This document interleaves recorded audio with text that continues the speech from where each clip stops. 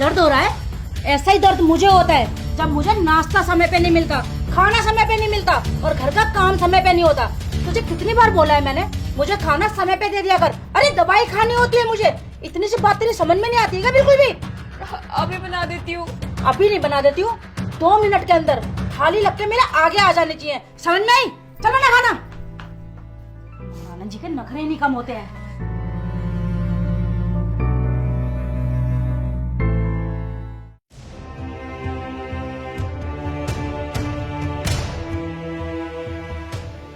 माँ, ये रहा आपका सामान, निकलो मेरे घर से। पंकज, तेरा दिमाग वगैरह तो ठीक है ना? कोई नशा वगैरह करके आया है क्या जो तू इस तरीके से बात कर रहा है मुझसे? माँ, आपको समझ नहीं आ रहा मैंने क्या कहा? निकलिए मेरे घर से। पंकज, शायद तू भूल गया है, मैं तेरी माँ हूँ और मैंने जन्म दिया है तुझे। अरे हाँ माँ, मुझे याद है, आपने मुझे जन्म दिया है, लेकिन अब ना आप इस घर में और नहीं रह सकते, क्योंकि इस घर में ना मैं और मेरी बीवी रहेंगे। आप निकलिए, और मैंने आपका ना घर से निकलने का पूरा इंतजाम कर दिया है। वृद्ध आश्रम में बुक कर दिया मैंने आपके लिए सब कुछ। आप कैसे बोल रहे हो अपनी मम्मी से? स्वीटी, ये मेरी माँ और मेरे बीच की बात है, तुम बस चुप रहो और देखती रहो। और माँ, आपको सुनाई नहीं दे रहा क्या क्या कहा है मैंने? निकलिए मेरे घर से। मैं इस घर से कहीं नहीं जाने वाली। शायद तू ये वाली बात भूल गया है, ये घर जितना तेरा है ना, उससे कहीं ज्यादा मेरा है। मैंने और मेरे पति ने बनाया था ये घर, जिस घर में तू और तेरी बीवी रह रहे हैं, समझा तू? अरे माँ, बहुत सुन लिया मैंने आपका। अभी के अभी ना अपना बैग उठाइए और निकलिए इस घर से। आज के बाद ना मुझे आपका चेहरा ही नहीं देखना। पंकज, आप तो कभी ऐसे थे ही नहीं, आप ऐसे क्यों बात कर रहे हो अपनी मम्मी से? क्या हो गया आपको? अरे स्वीटी, मैंने तुम्हें कहा ना तुम चुप रहो। तुम्हें तो आदत हो गई है सहन करने की, लेकिन मैं नहीं सहन कर सकता। और माँ, आपने जो किया है ना, उसके लिए तो मैं आपको कभी माफ कर ही नहीं सकता। आप अपना बैग उठाइए और निकलिए यहाँ से। अरे पंकज, तू ना शायद अपने संस्कार भूल गया है, क्या अपने बड़ों से और अपने माँ बाप से किस तरीके से बात करने चाहिए। अरे आजकल के बच्चे ना, इन्हें बिल्कुल भी अकल नहीं है। सर पे चढ़ जाते हैं थोड़े से पैसे इनके, भूल जाते हैं कि हमारी माँ हमें 9 महीने अपने पेट में रखती है, जब जाकर जन्म देती है वो।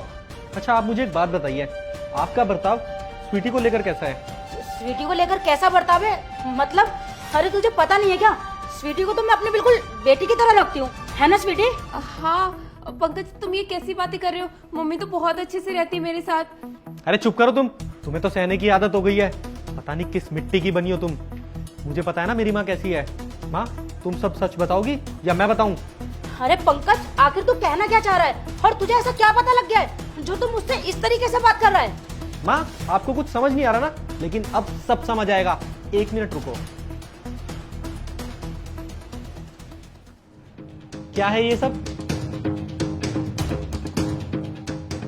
माँ, मैं कुछ पूछ रहा हूँ, बताइए ना क्या है ये सब? लेकिन पंकज, आपको इन सब के बारे में कैसे पता चला? मैंने तो आपको कुछ बताया ही नहीं। मुझे ना ये सब विजय ने बताया कि माँ मेरी पीठ पीछे तुम्हारे साथ कैसा बर्ताव करती है। वैसे माँ, मैं आपसे क्यों ही बोल रहा हूँ ये सब, आपको कुछ समझ थोड़ी आएगा, क्योंकि आपकी बेटी थोड़ी ना है। अगर आपकी बेटी होती ना, तब आपको ये दर्द समझ आता। और आपने जो हरकत करी है ना, उस हरकत की वजह से मैं आपको कभी माफ नहीं कर पाऊंगा। आज से आपका और मेरा रिश्ता खत्म। आप निकलिए यहाँ से। पंकज, मम्मी तो इतने प्यार से रहती है हमारे साथ, प्लीज उन्हें वृद्धाश्रम मत भेजो। नहीं नहीं स्वीटी, तुम कुछ मत बोलो पंकज से, गलती सारी मेरी है।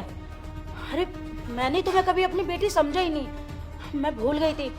जैसे पंकज के चोट लगने पर मुझे बहुत तकलीफ होती है, ऐसी तुम्हें चोट लगने पर तुम्हारी मम्मी को बहुत तकलीफ होगी। स्वीटी, मुझे प्लीज माफ कर देना, और आज के बाद ना तुम्हें कोई तकलीफ नहीं होगी। मैं तुम्हें अपनी बहू नहीं, अपनी बेटी बना के रखूंगी। पंकज, मैं तुझसे माफी मांगना चाहती हूँ। मैं आज के बाद स्वीटी को कोई तकलीफ नहीं दूंगी और कभी इसे किसी चीज की कमी नहीं रखूंगी। मैं तुझसे वादा करती हूँ बेटा। पंकज, तुम्हें अच्छा लग रहा है क्या मम्मी ऐसे हमसे माफी मांग रही है? मुझे तो बिल्कुल अच्छा नहीं लग रहा है। और ये छोटे मोटे लड़ाई झगड़े तो हर घर में होते रहते हैं। प्लीज उन्हें वृद्धाश्रम मत भेजिए। हाँ स्वीटी, पंकज प्लीज तुम दोनों मुझे माफ कर दो। मैं आज के बाद तुम लोगों को कोई शिकायत का मौका नहीं दूंगी, और स्वीटी को तो कोई भी तकलीफ नहीं होने दूंगी। अरे माँ, आप ऐसे हाथ मत जोड़िए।